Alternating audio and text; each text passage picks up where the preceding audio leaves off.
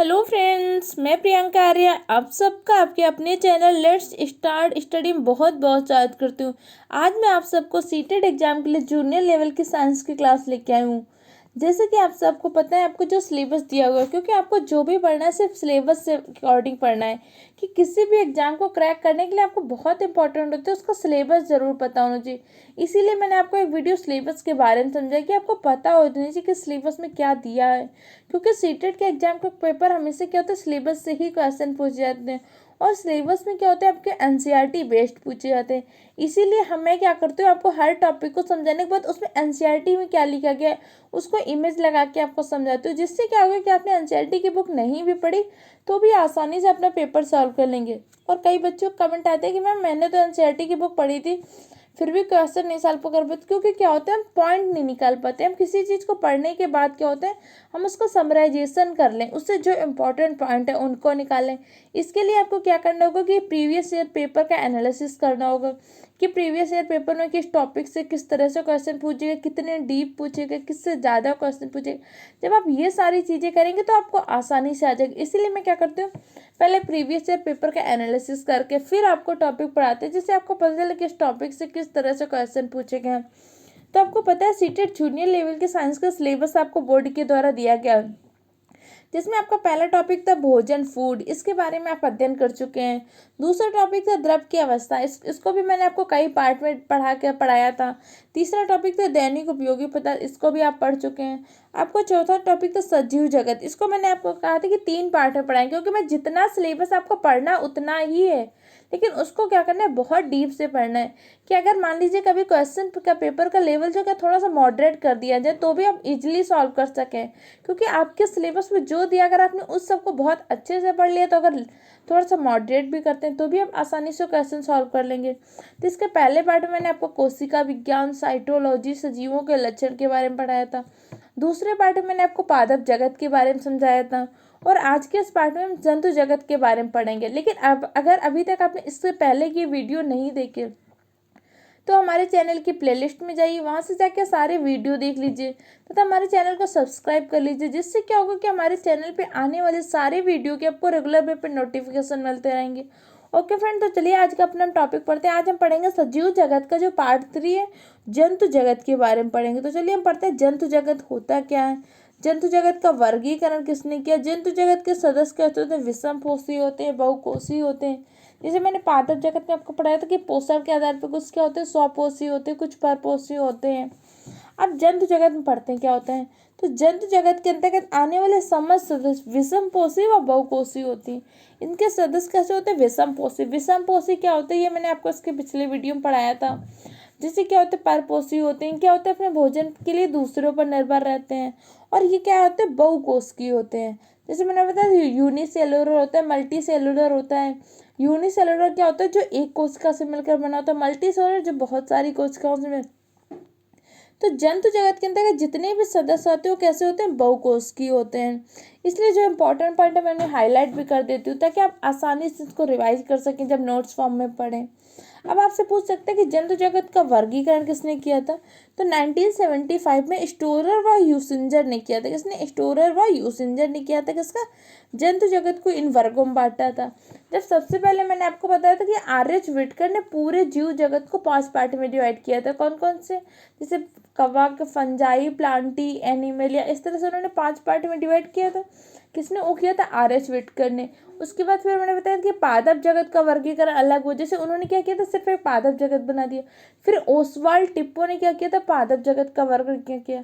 अब इसी प्रकार जो एनिमलिया आपका जंतु जगत, अब जंतु जगत का वर्गीकरण फिर किसने किया, 1975 में स्टोरर व यूसिंजर ने। किसने किया, स्टोरर व यूसिंजर ने। इन चीज़ों को आपको याद रखना है। इस पूरे चैप्टर से सीटेट एग्जाम में 1 या 2 नंबर के क्वेश्चन पूछे जाते हैं। अब हम पढ़ते हैं पहला संघ क्या होता है जिन्होंने वर्गीकरण किया। पहला संघ इन्होंने बताया प्रोटोजोआ। किसके बारे में बताया, प्रोटोजोआ के बारे में। तो हम पढ़ते हैं प्रोटोजोआ के अंदर जो जीव आते हैं कैसे होते हैं, एक कोशिकीय होते हैं, यूकैरियोटिक होते हैं कि बहुकोशिकीय होते हैं। तो प्रोटोजोआ के अंतर्गत आने वाले समस्त जीव क्या होते हैं, एक कोशिकीय व यूकैरियोटिक होते हैं। कैसे होते हैं, एक कोशिकीय होते हैं तथा यूकैरियोटिक होते हैं। तब आपसे पूछ सकते हैं कि यूकैरियोटिक क्या होते हैं। तो जब मैंने कोशिका के आधार पर बताया था कैसे होते हैं, यूकैरियोटिक होते हैं तथा प्रोकैरियोटिक होती है। यूकैरियोटिक कौन सी कोशिका होती है, प्रोकैरियोटिक कौन सी कोशिका होती है। केंद्रक की संरचना के आधार पर कोशिका को दो पार्ट में डिवाइड किया गया था, पहला यूकैरियोटिक में, दूसरा प्रोकैरियोटिक में। तो ये सब मैंने आपको इसके पिछले की वीडियो में समझाया था। तो कहेगा अगर प्रोटोजोआ संघ के अंदर आने वाले जीव कैसे होते हैं, यूकैरियोटिक होते हैं।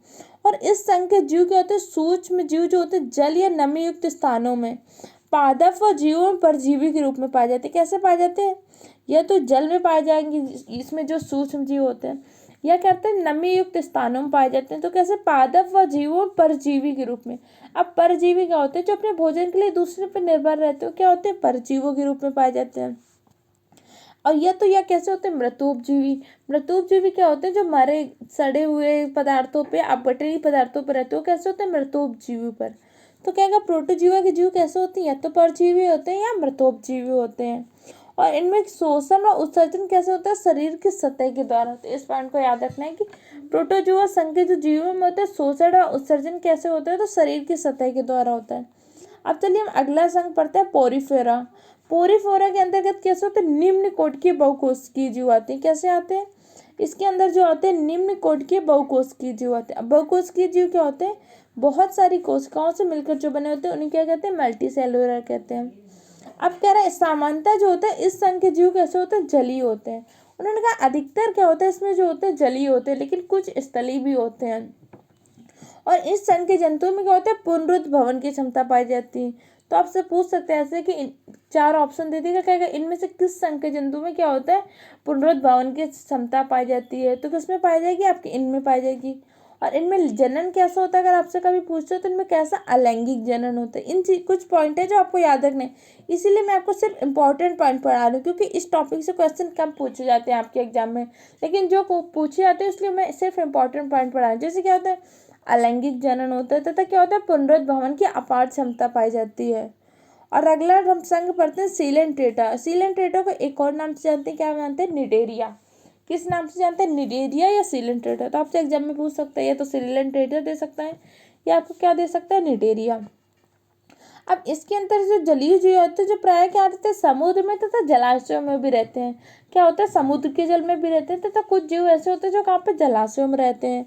और इनका शरीर कैसा होता है, दो स्तरीय होता है। अब दो स्तरीय का तात्पर्य क्या होता है, शरीर जो होता है कोशिका के दो परतों से मिलकर बना है। जैसे आपको बताया था मैंने, कोशिका किससे मिलकर बनी, कोशिका से मिलकर क्या बनता है, ऊतक। और ऊतक से मिलकर क्या बनता है आपका अंग, अंग से मिलकर अंग तंत्र, और अंग तंत्र से मिलकर आपका क्या बनता है, शरीर। तो सीलेंट्रेटा संघ के जितने भी सदस्य होते हैं उनका शरीर कैसा होता है, कोशिका के दो परतों से मिलकर बना होता है। तो इसलिए इन्हें क्या कहते हैं, द्विस्तरीय कहते हैं। तो अब आगे भी आएगा आपको द्विस्तरीय क्या होता है, जिन जीवों को शरीर कोशिका के दो स्तर से मिला होगा वो दो स्तरीय होगा। त्रिस्तरीय जिनका तीन स्तरों से मिलकर बना होगा क्या होंगे, त्रिस्तरीय होंगे। तो सीलेंट्रेटा के अंदर के जितने भी जीव होते हैं उनका शरीर कैसा, दो स्तरीय होता है, तथा इनमें भी क्या होता है, पुनरुद्भवन की क्षमता पाई जाती है। सीलेंट्रेटा में भी क्या होता है, पुनरुद्भवन की क्षमता पाई जाती है, लेकिन इनका शरीर कैसा होता है, दो स्तरीय होता है। इस चीज को याद रखना है। अब इनमें क्या होता है, लैंगिक व अलैंगिक दोनों प्रकार का जनन होता है। जैसे वहां पे आपने क्या देखा था, सिर्फ अलैंगिक जनन हो रहा था, लेकिन यहाँ पे लैंगिक जनन भी होता है तथा अलैंगिक जनन भी होता है। अब इसके जो होते हैं कौन कौन से एग्जाम्पल है, जैसे आपके क्या, हाइड्रा, आपके बुक में दिया होगा कि सीलेंट्रेटा में क्या, हाइड्रा है, समुद्री एनेमोन है, ये क्या है, इसके उदाहरण है। अब चलिए हम पढ़ते हैं संघ प्लैंटीहेल्मिंथीज के बारे में। अगला आपका संघ कौन है, प्लैंटीहेल्मिंथीज। अब इसमें क्या होता है, इसके अंदर जो जीवों का शरीर होता है तीन स्तर के कोशिकाओं से मिलकर बना होता है। क्या, कितने स्तर से मिलकर, तीन। तो इसे क्या बोल सकते हैं, त्रिस्तरीय बोल सकते हैं। जैसे मैंने अभी आपको बताया था, दो स्तरीय क्या होते हैं, शरीर का जो शरीर होता है दो स्तर की कोशिकाओं से मिलकर बना होता है। और इस संघ के जंतुओं का शरीर कैसे होता है, तीन स्तर की कोशिकाओं से मिलकर बना होता है। अब इसके अतिरिक्त इनका शरीर कैसा होता है, द्विपार्श्व सममित होता है। कैसा होता है इनका शरीर, द्विपार्श्व सममित होता है। अब द्विपार्श्व सममित का तात्पर्य क्या होता है, इनका दायां भाग तथा बायां भाग कैसा होता है, एकदम बराबर होता है। जैसे आप मनुष्य का देख लेंगे, जिस तरह जैसे दाएं भाग की संरचना होती है वैसे उसके बाएं भाग की संरचना होती है ना, तो क्या होता है, द्विपार्श्व सममित कहते हैं। इसे क्या बोलते हैं, द्विपार्श्व सममित। और इनमें क्या होता है, वास्तविक देह गुहा का भाव होता है। क्या अगर कहेगा प्लैटीहेल्मिंथीज में क्या होता है, वास्तविक देह गुहा पाई जाती है कि नहीं, तो में क्या होता है, वास्तविक देह गुहा नहीं पाई जाती। और ये कैसे होते हैं, द्विलिंगी होते हैं, तथा इनमें क्या होता है, अंतःनिषेचन होता है। अब प्लांटे हेलमिंथेज में क्या होता है, द्विलिंगी होते हैं, तो इनमें निषेचन कैसा होता है, अगर पूछेगा तो कैसा होता है, अंतर निषेचन होता है। अब चलिए हम अगला पढ़ लेते हैं संघ नीमेटोडा। अब नीमेटोडा को गोलक्रमी भी कहते हैं, क्या कहते हैं, गोलक्रमी। और इसमें जो ये स्वतंत्र जीवी और परजीवी दोनों प्रकार के होते हैं। तो आपसे पूछ सकते हैं इसमें क्या होता है, स्वतंत्र जीवी होते हैं कि परजीवी, में दोनों प्रकार के पाए जाते हैं। कुछ इस संघ के जंतु क्या होते हैं, स्वतंत्र जीवी होते हैं, और कुछ क्या होते हैं, परजीवी होते हैं। और इनका शरीर कैसा होता है, द्विपार्श्व सममित होता है। कैसा होता है, द्विपार्श्व सममित होता है। इनमें तंत्रिका तंत्र पूर्ण रूप से विकसित होता है। बाकी सारे तंत्र के साथ साथ इसमें क्या होता है, तंत्रिका तंत्र पूर्ण रूप से विकसित होते हैं। किसमें, नेमाटोडा संघ के सदस्य में। अब चलिए अगला संघ पढ़ते हैं हम, इनिलिडा।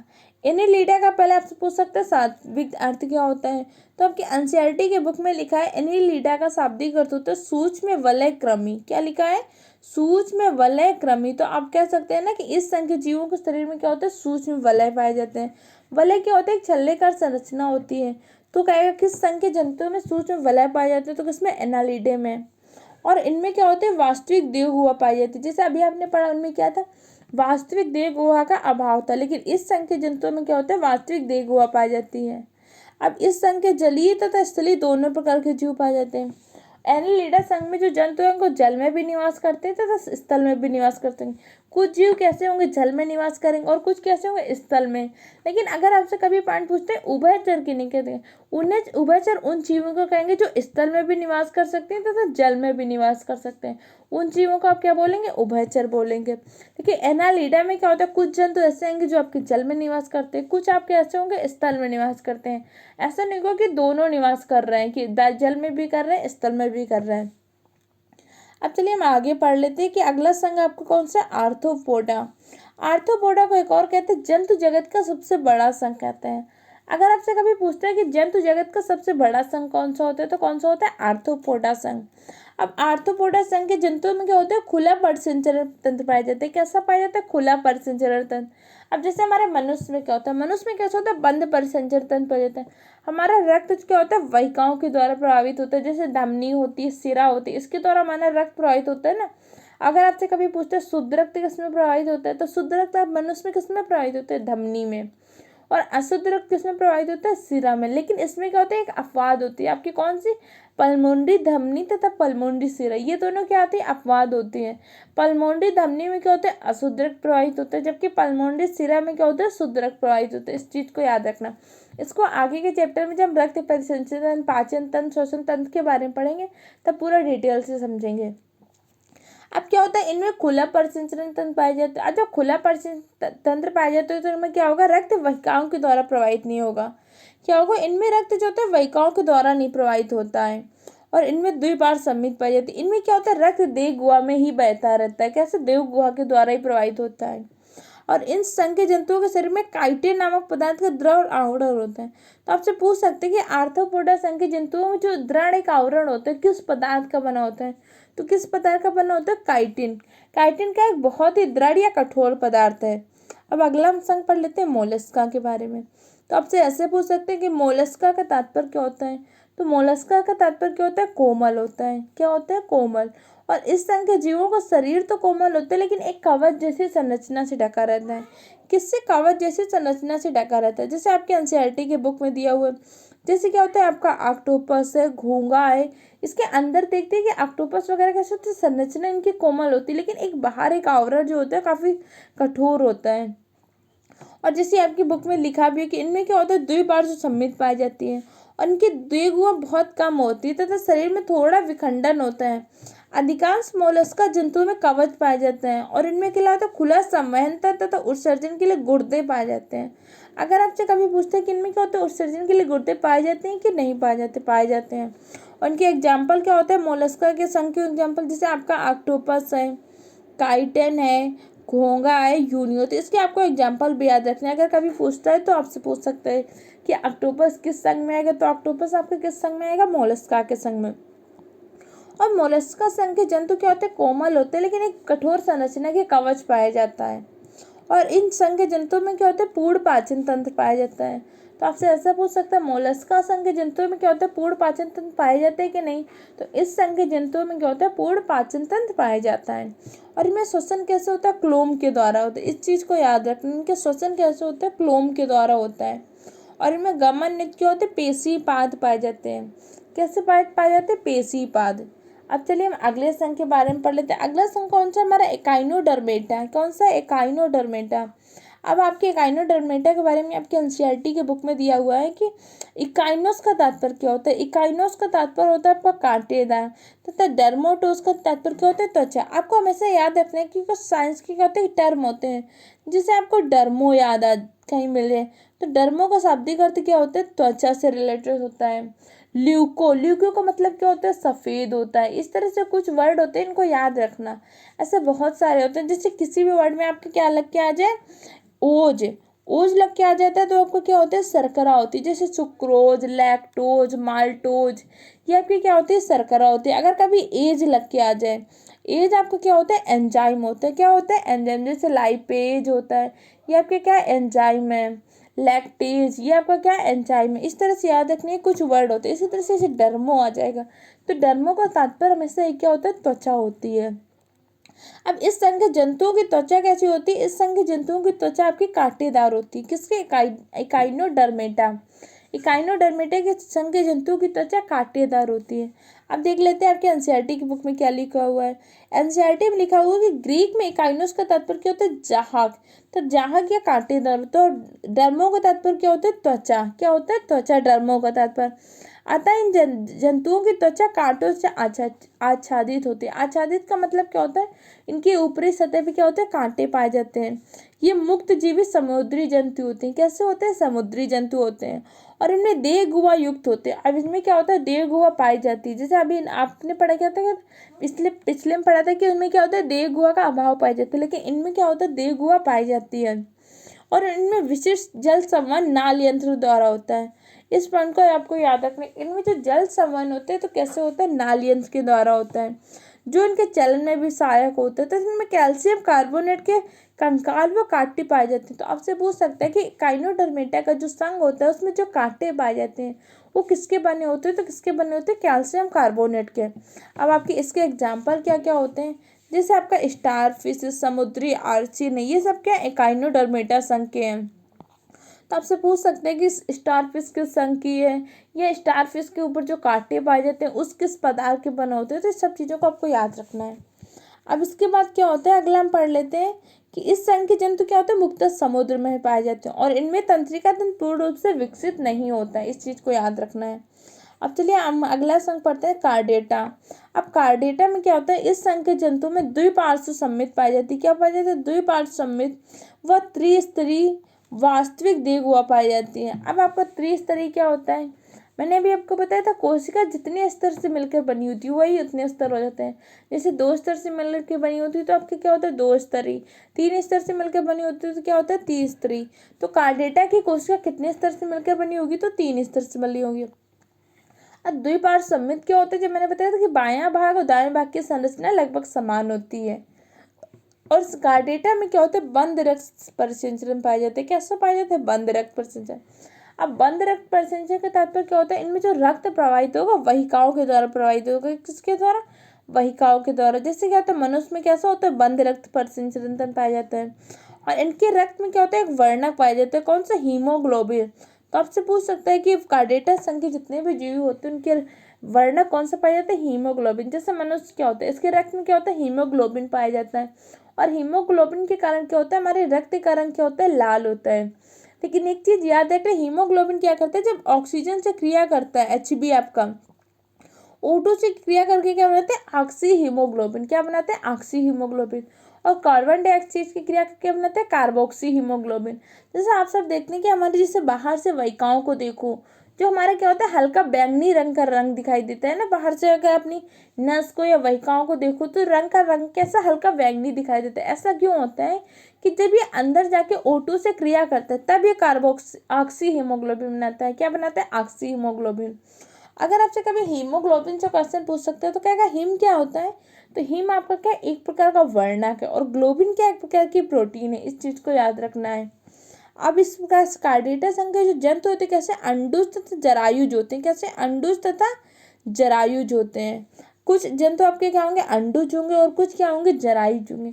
अंडुज क्या होते हैं, जो जनन द्वारा उत्पन्न करते हैं, और जरायुज क्या होते हैं, जो जनन के द्वारा क्या होते हैं, बच्चे उत्पन्न करते हैं, वो क्या होते हैं, जरायुज होते हैं।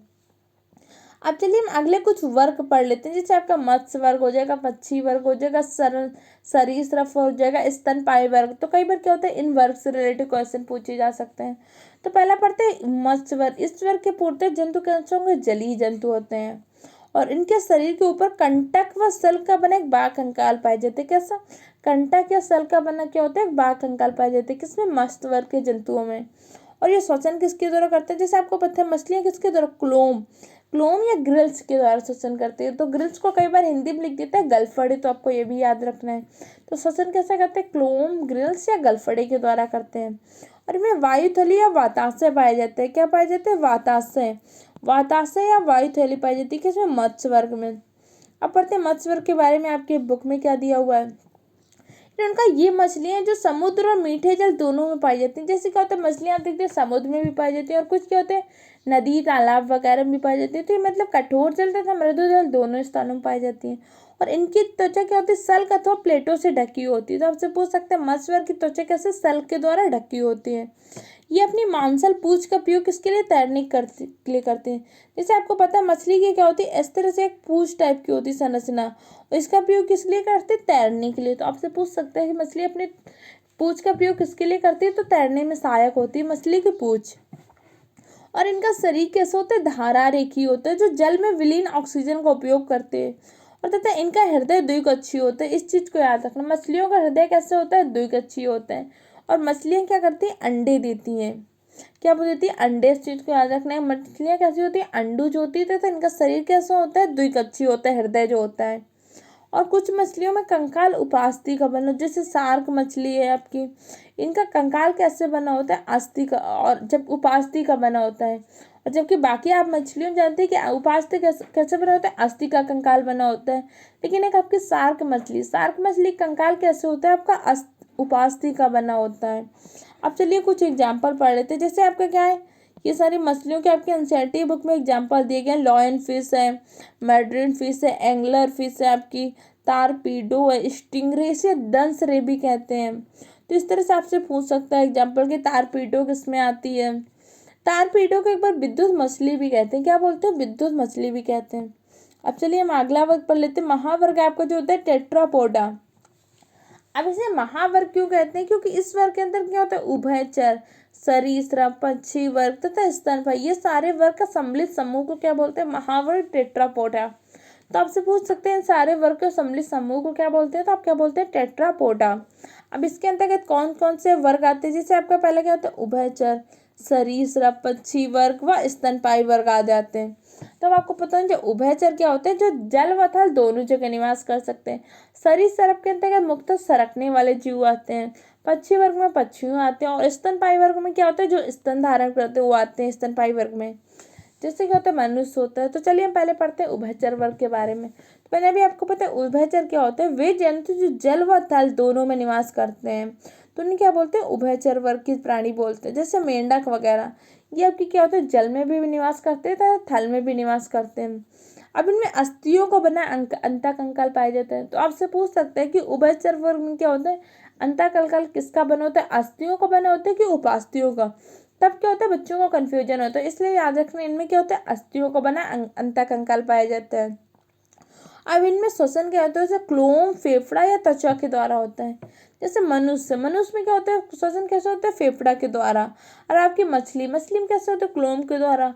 और कुछ ऐसे जंतु होते हैं जिसमें क्या होता है, त्वचा के द्वारा होता है श्वसन। और इनके हृदय कैसे होता है, त्रिवेश में होता है, मतलब हृदय कैसे होता है, 3 कोष्ठों में डिवाइड होता है। इसका वर्ग का क्या होता है कि उभयचर वर्ग का हृदय कैसे होता है, 3 कोष्ठों में डिवाइड होता है। तो इसलिए आपको याद है जितने भी उभयचर वर्ग के जंतु होंगे उनका अगर कभी पूछता है कि हृदय कितने कक्षकों में डिवाइड होता है, तो कितने में होता है, 3 कक्ष में। और ये जनन हेतु क्या कहते हैं, अंडों को जन्म देते हैं। तो कैसे हुए, अंडुज हो गए, कैसे हुए, अंडुज। अब चलिए अगला हम वर्ग पढ़ लेते हैं सरीसृप वर्ग। सरीसृप वर्ग के अंतर्गत क्या आते हैं, रेंगने वाले या धरातली जंतु आते हैं, जैसे क्या होता है रेंगते रहते हैं, सांप वगैरह। तो ये किस में आएंगे, सरीसृप वर्ग में आएंगे। अब चलिए हम आगे पढ़ लेते हैं कि आपके एनसीईआरटी बुक में क्या बोला गया सरीसृप के बारे में। इनमें क्या क्या होता है, ये असमतापी जंतु होते हैं। इनका शरीर क्या होता है, सल्कों द्वारा ढका रहता है। श्वसन किसके द्वारा, फेफड़ों के द्वारा करते हैं। और इनका हृदय कैसे होता है, त्रिकक्षी होता है। मैंने आपको बताया हृदय कैसे होता है, त्रिकक्षी। लेकिन एक को मगरमच्छ, इस चीज को याद रखना है, ये आपसे क्वेश्चन पूछ सकता है कि लेकिन मगरमच्छ आपका सरीसृप है, लेकिन हृदय किसका कैसे होता है, चार कच्छी।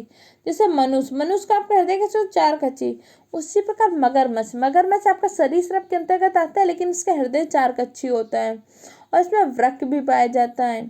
ये अंडे देने वाले प्राणी है, लेकिन ये कैसे होते हैं, अंडे देते हैं, अर्थात ये अंडुज होते हैं। उनके अंडे कैसे होते हैं, कठोर कवच से ढके होते हैं तथा जल स्तर जल की तरह इन्हें जल में अंडा देने की आवश्यकता नहीं पड़ती है। जैसे कछुआ, सांप, छिपकली, मगरमच्छ। ये क्या होता है जी, कई बार क्या होता है मगरमच्छ क्या होता है, अंडे जल के बाहर देता है। और मगरमच्छ के हृदय में कितने कोष्ठक में डिवाइड होता है, तो कितने में, चार में होते हैं। इस चीज को याद रखना। जैसे आपका किंग कोबरा, कैमलियन, टर्टल, ये आपके किसके एग्जाम्पल है, सरीसृप के हैं। और कुछ में क्या होता है, जैसे मैंने आपको बताया, कुछ में फेफड़ों के द्वारा श्वसन होता है, और कुछ में क्या होता है क्लोम के द्वारा, तथा कुछ में क्या होता है त्वचा के द्वारा भी श्वसन होता है। और इनकी त्वचा सूखी व सिलेस में रहित होती, मतलब इनकी त्वचा क्या होती है, बहुत सूखी रहती है, बहुत चिपचिपी नहीं रहती, सिलेस में रहित रहती है। और इस वर्ग के जो जंतुओं का अंडे का आवरण होता है कैल्शियम कार्बोनेट का बना होता है। किसका बना होता है, कैल्शियम कार्बोनेट का। अब चलिए हम पढ़ लेते हैं पक्षी वर्ग के बारे में। पक्षी वर्ग में क्या होता है, जो उड़ने में इनके पंख होते हैं। तो आपसे पूछ सकते हैं पंख किसके द्वारा रूपांतरित होते हैं, कौन सा अंग इनका पंख में रूपांतरित होता है। तो क्या होता है, पक्षी वर्ग के जंतुओं में जो होता है अग्रपाद, इनका अग्रपाद क्या होता है, पंखों में रूपांतरित हो जाता है, जो क्या करता है, इनको उड़ने में सहायता प्रदान करता है। और इनका शरीर क्या होता है, पंखों के द्वारा ढका रहता है। तो आपसे पूछ सकते हैं कि पक्षी वर्ग के अग्रपाद क्या होता है, इनके उड़ने में सहायक होते हैं। कौन से पक्षी वर्ग के अग्रपाद। अब चलिए हम पढ़ लेते हैं इसके बारे में। ये कैसे होते हैं, समतापी प्राणी होते हैं। इस चीज को याद रखना, कैसे होते हैं, समतापी। और इनका हृदय कैसे होता है, चार कक्षी होते हैं। पक्षी वर्ग का हृदय कैसे होता है, चार कक्षी होता है। जैसे आपने सरीसृप में पढ़ा था कि हृदय कैसे होता है, तीन कक्षी होता है। लेकिन मगरमच्छ एक ऐसा सरीसृप होता है जिसका हृदय कैसे होता है, चार कक्षी होता है। इनमें दो जोड़ी पैर होते हैं, आगे वाले दो पैर उड़ने में, जैसे मैंने बताया आगे वाले अग्रपाद क्या होते हैं, पर में रूपांतरित होकर इनके उड़ने में सहायता प्रदान करते हैं। और शरीर परों से ढका रहता है। और श्वसन किसके द्वारा करते हैं, फेफड़ों द्वारा। और इस वर्ग के पक्षियों में कौन कौन से आएंगे, जैसे आपके क्या होता है, पक्षी वर्ग में कौन कौन से आ सकते हैं, ये आएगी बत्तख, आएगी आपकी सफेद स्टॉक ऑस्ट्रिच। ऑस्ट्रिच क्या होता है, इसका शुतुरमुर्ग का अंडे को, जिसमें आपको पढ़ाया था कि क्या होता है, सबसे बड़ी कोशिका है कौन, शुतुरमुर्ग का अंडा। कबूतर है, गौरैया, कौवा, तोता, ये सब क्या पक्षी वर्ग के अंतर्गत आएंगे। और इनमें अस्थियों का बना हल्का खोखला अंतःकंकाल पाया जाता है। तो पूछ सकते हैं इनका अंतःकंकाल किसका बना होता है, तो अस्थियों को। और कैसा होता है, खोखला होता है। इस चीज को याद रखना, जब ये खोखला होते हैं तभी क्या होते हैं, उनको उड़ने में सहायता होती है। अब उड़ने में सहायता कौन प्रदान करता है, तो अग्रपाद करता है। कौन करता है, अग्रपाद। और इनमें बाह्य कर्ण का अभाव पाया जाता है। आपने किसी पक्षी में बाहर से निकले हुए कान देखे, जैसे मनुष्य में क्या होता है, बाह्य कर्ण पाया जाता है, लेकिन इनमें क्या होता है, बाह्य कर्ण का अभाव पाया जाता है। मतलब इनमें क्या होता है, बाह्य कर्ण नहीं पाए जाते हैं। अब चलिए हम आगे पढ़ लेते हैं कि इनके हृदय कैसे होता है, चार वेस, मतलब चार कक्षों का बना होता है। अब अगला वर्ग पढ़ लेते हैं, स्तनपायी वर्ग है। स्तनपायी वर्ग क्या होता है, मुख्यतः इनके शरीर पर रोम पाए जाते हैं, तो ताप को नियंत्रित करने में सहायक होते हैं। जैसे मनुष्य होता है या अन्य जानवर होते हैं, तो इनके शरीर में क्या होते हैं, बहुत सारे रोए पाए जाते हैं, जो क्या करते हैं, इनके ताप को नियंत्रित करने में सहायक होते हैं। और बाह्य कर्णों में कर्ण पल्लव पाए जाते हैं, जैसे मनुष्य, गाय है, भैंस है, इनमें क्या होता है, बाह्य कर्ण पल्लव पाए जाते हैं। तो कैसे होते हैं, स्तनपायी वर्ग। इसके अतिरिक्त क्या होता है, ये अपने बच्चों को जन्म देते हैं। अब ये कैसे होते हैं, समतापी प्राणी होते हैं, जैसे आपके एनसीईआरटी में लिखा हुआ है, ये होते कैसे, समतापी होते हैं। तथा इनका हृदय कैसे होता है, इनका हृदय आपका चार कक्षी होता है। और इस वर्ग के सभी जंतुओं में नवजात के पोषण के लिए दुग्ध ग्रंथियां पाई जाती हैं। स्तनपायी वर्ग के जितने भी जंतु होते हैं अपने नवजात शिशु, क्योंकि क्या करते हैं, बच्चे को जन्म देते हैं, तो इसलिए इनमें क्या होता है, नवजात शिशु के पोषण के लिए क्या होता है, दुग्ध ग्रंथियां पाई जाती हैं। और इनकी त्वचा पर बाल, श्वेत और तेल ग्रंथियां भी पाई जाती है। तो आपसे पूछ सकते हैं श्वेत ग्रंथि पाई जाती है स्तनपायी में, तो पाई जाती है। हालांकि कुछ जंतु अपवाद स्वरूप अंडे भी देते हैं, जैसे आपका क्या, एकाइडिना और प्लेटिपस ये क्या पे स्तनपायी वर्ग का है, लेकिन ये क्या करता है, अंडे देता है। देखिए कंगारू, कंगारू जैसे कुछ स्तनपायी में अविकसित बच्चे मार्सुपियस नामक थैली में रहते हैं। जैसे आपका कंगारू है, कंगारू क्या करता है, बच्चे तो देता है, लेकिन क्या करता है कंगारू अपने ही बच्चे को क्या करता है, एक अपनी शरीर में एक थैली होती है उसी में रखता है। तो आपसे पूछ सकते हो उस थैली का नाम क्या है, तो मार्सुपियम। क्या नाम है उस थैली का, नाम है मार्सुपियम नामक थैली में लटका के रखते हैं। जब तब तक रखते हैं जब तक क्या होता है, इनके बच्चे का पूर्ण रूप से विकास नहीं हो जाता है। अब चलिए हम आगे पढ़ते हैं। जैसे क्या स्तनपायी कौन सा, बिल्ली, मनुष्य, चूहा, व्हेल। व्हेल याद रखना है, व्हेल मछली क्या होती है, स्तनपायी होती है, इस चीज को याद रखना है। चमगादड़, चमगादड़ क्या होता है, स्तनपायी। इन सब चीजों को याद रखना है कि चमगादड़ कैसा है, स्तनपायी है। व्हेल आपकी कैसी, स्तनपायी है। अब चलिए इनमें क्या होता है, विकसित श्वसन तंत्र भी पाया जाता है। तो आपसे पूछ सकते हैं इनमें श्वसन तंत्र कैसे होता है, पूर्ण रूप से विकसित होता है। और इनमें श्वसन कैसे होता है, फेफड़ों के द्वारा होता है तथा इनमें बंद रक्त परिसंचरण तंत्र पाया जाता है। अब बंद रक्त परिसंचरण तंत्र का तात्पर्य क्या होता है, इनमें रक्त का प्रवाह कैसे होता है, धमनी तथा सिराओं या रक्त वाहिकाओं के द्वारा होता है। जैसे मनुष्य में क्या होते हैं, दो प्रकार की रक्त वाहिकाएं पाई जाती है। पहली क्या होती है, धमनी, दूसरी सिरा। तो इस तरह से आज हमने इस चैप्टर को कंप्लीट किया। इस चैप्टर को आप पूरा देख लीजिए तथा इसके नोट्स बना लीजिए तथा इसको रिवीजन करते रहिए। और इसी तरह से हमारे चैनल में सीटेट एग्जाम के सीडीपी की भी क्लासेस चल रही। हिंदी पेडागोजी की क्लासेस कंप्लीट हो चुकी हैं और मैथ पेडागोजी की भी क्लासेस कंप्लीट हो चुकी हैं तथा सीटेट एग्जाम के लिए प्राइमरी लेवल के लिए ईवीएस की थ्योरी क्लासेस कंप्लीट हो चुकी हैं।